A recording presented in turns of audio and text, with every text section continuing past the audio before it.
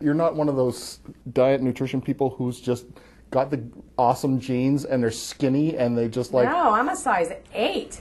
I mean, Thank you. I am not skinny, and I don't tell people how to be skinny, and I've struggled with this my whole life, and you know, and I only wrote the book because I had two things happen to me in my life that made absolutely no sense, which is what caused me to do the research, which eventually led to the actual writing of the book. And that was the fact that I could gain weight without eating extra food. And that was such a huge, shameful thing for me. It was actually more about the fact that stress, that I was able to put the pieces together about stress and about needing protection and about feeling emotionally unsafe and about not knowing where I ended and other people began.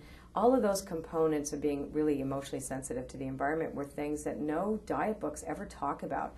You know, most of the time you're basically saying, I'm going to starve you, and then you're going to get skinny, you're going to be perfect, because one day you're going to land on that scale, and that number is going to say whether or not you're lovable. When my mother died, I gained 85 pounds in less than 3 months. I didn't eat enough food to gain that much weight. It's not possible. Like, my doctor was like, where are you, are you in the closet, like, mainlining cake? You know, it was like not possible. And nothing, no diet could budge this. Not one diet. And I'm telling you, it's not about lack of willpower. I have tons of willpower. It's not the point. The point was that I was under so much emotional grief and stress. And I realize now that until I stopped dieting and just decided to love myself, it sounds simple and sounds almost trite, but that was the truth. Was, you know, I was on a spiritual path, and you know, I realized that's what I was saying to myself and my body as well was really nasty. So the weight all came off in about a year when I stopped dieting. I ate 3 meals, 2 snacks, just took out sugar and flour. And I ate well. I ate mashed potatoes. I ate, you know, and I like food. But mostly I realized I had to accept myself and to love me. And that was hard because I had to forgive myself for a lot of things that had happened. So I get a book deal. I start touring. The average group we spoke in front of was 6,000 or 7,000 people in the beginning. And so here I have a 110 city tour. I put on 25 pounds eating celery and tofu. So that was where I just hit bottom. I was like, I got to find out what this is. How is it possible that no matter what the heck I put in my mouth, I'm going to get fat? Like, what is that, right? Anyhow, so I started like a forensic accountant, going through everything in my life. What did I feel then? What was I doing then when you know, how was I feeling about myself? What was going on? What is it that I'm feeling right now? You know, and then I started also checking in with my clients, right? And I realized we had all this stuff in common. We all had empathy overload, which was the sense that we could feel emotional tension in a room. I'm just a spiritual writer who does readings, is an intuitive, who for the mainstream population would think I'm a little fringy. I had better get some scientific evidence to prove that what this is, because otherwise, who wants to listen? So if I feel low-grade stress constantly from feeling like I have no boundaries, then what does that do? Is there a physiological aspect to that could actually make it impossible for me to lose weight because of my sensitivity? And of course, there is truth to that, because your neuropeptides, which are your molecules of emotion, are going to have a conversation with your receptor cells and basically say, hey, she's not safe. The receptor cells goes, whoa, adrenaline has to come. Cortisol, not safe. Boom, boom, boom, around the middle, you know, and then cortisol makes visceral fat. Visceral fat makes more visceral fat, releases more cortisol, which is why it's very difficult for people under high stress or high emotional stress. Even just, maybe your life may not have stress, but your family's stressful, or your story is stressful, and what goes on in your head, or the negative self-talk, which actually causes more cortisol. That's also fascinating. Really? I didn't know that. So I'm finding out, like, holy crap, there is something to this, and how do I fix it?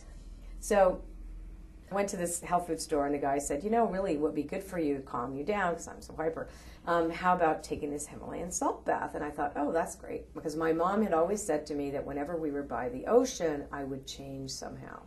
And so I thought, oh, wow, that's cool. Okay, yeah, sure. And the bath was just super relaxing, and I just thought, okay, well, this is really interesting. But what I didn't know, which I found out later, was that Himalayan salt, the high concentration Himalayan salt bath actually mimics amniotic fluid, because it has the chemical composition of that safety thing, which is fascinating. So there's like a cellular memory we all have about that there was some truth to this. So I thought, okay, well, what if I start adding this in? Okay, that worked. And then I had been studying mindfulness meditation, and because I was doing readings, I really needed to understand human nature, because I was like, why is it that I could see certain people repeating the same patterns? What possesses them to do that? What is that? Because it's got nothing to do with the logical thinking mind. So I started studying Jungian psychology and the hero's journey, and I was just like, because I figured it was my job, if I was going to work with people, that I needed to be educated on how people think.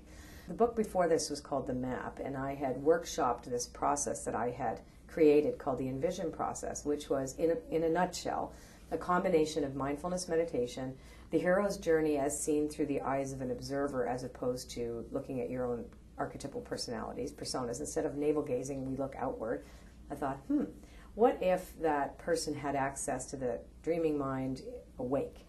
How could I create a place of a series of questions where they could get safe from their emotional content? So bottom line is this, is that it worked. How's that? It worked. It really worked for people. And it helped not only calm them down, but give them a distance and a detached distance from their emotional content so they could sort it out without analyzing it.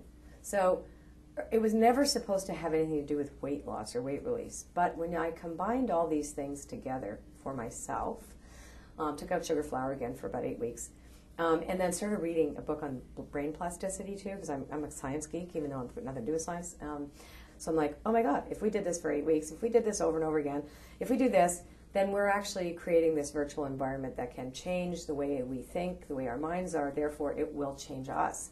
The book is Weight Loss for People Who Feel Too Much, a 4-step, 8-week plan to finally lose the weight, manage emotional eating, and find your fabulous self. I've been speaking with the fabulous Colette Baron-Reid, and Colette Baron-Reid's Weight Loss for People Who Feel Too Much, published by Harmony Books, distributed in Canada by Random House.